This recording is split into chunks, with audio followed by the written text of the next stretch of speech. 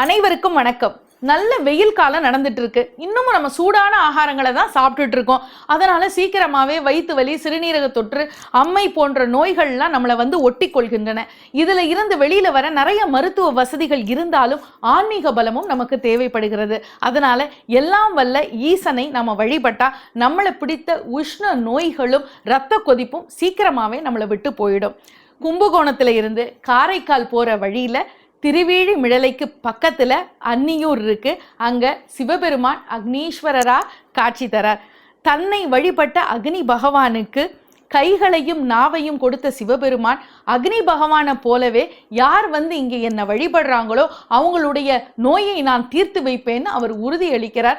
அதனால இங்க வந்து வழிபட பக்தர்கள் அத்தனை பேருடைய நோயையும் தீர்த்த ஒரு மருத்துவராக இங்க இருக்கிற அக்னீஸ்வரர் காட்சி தருகிறார். அதனால உங்களுக்கு வெப்பம் சம்பந்தமான நோய்கள் இருக்கா, மறக்காம இந்த அக்னீஸ்வரரை வழிபடுறதுக்கு அன்னியூருக்கு வாங்க. இங்க தல விருட்சமா இருக்கிறது வன்னி மரம். இங்க தீர்த்தமா அக்னி தீர்த்தம் இருக்கு. 1600 ஆண்டுகளை கடந்தும் இந்த வன்னி மரம் செழிப்போட இருக்கிறதுங்கிறது அபூர்வமான விஷயம். காத்தியாயன முனிவருடைய திருமகளா பார்வதி தேவி அவதாரம் பண்ணி இந்த இடத்துல வந்து சிவபெருமான கல்யாணம் பண்ணிக்க வேண்டி தவம் பண்ணி பக்கத்துல இருக்கிற திருவேழி மிழலையில திருமணம் நடந்தது. அதனால இந்த அன்னியூர் சிவபெருமானுக்கு பெண் கொடுத்த தலம் ஆனது.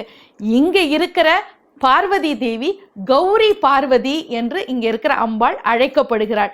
திருமண தடை இருக்கிறவங்க மறக்காம இந்த திருத்தலத்துக்கு வந்து பார்வதி தேவியை வணங்கினா, கௌரி பார்வதி தேவியை வணங்கினா உங்களுடைய திருமண தடை அகலும், உங்களுக்கு நல்ல வரனும் கிடைக்கும். மறக்காம இந்த திருத்தலத்துக்கு வாங்க, அக்னீஸ்வரரை வழிபட்டு இறைவனுடைய பேரருளை பெறுங்கள். நன்றி, வணக்கம்.